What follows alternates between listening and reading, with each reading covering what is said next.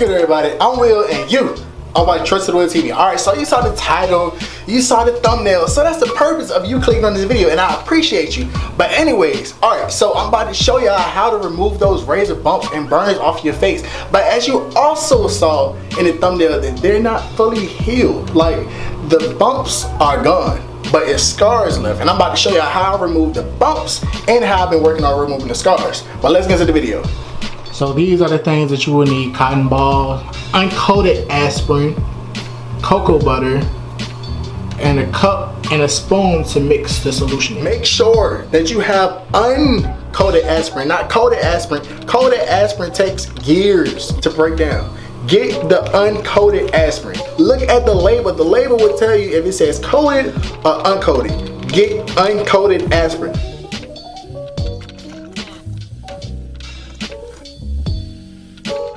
First thing you gotta do is open up your uncoated aspirin. Take about 4 of them and put them inside the cup. Hot water will dissolve the aspirin. Soon after the aspirin finishes dissolving inside of the water, take your cotton ball, dip it inside of the mixture, and then apply it to your face.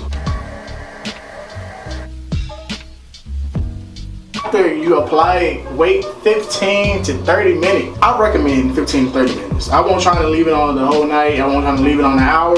I don't want my face to break out even more than it did. So I did 15 to 30 minutes. 15 minutes later. Wash it off and then you're basically done. You can either let your face air dry or you can dry it off with a towel.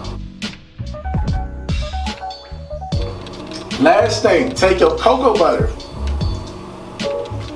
and apply it to wherever you have your razor scars.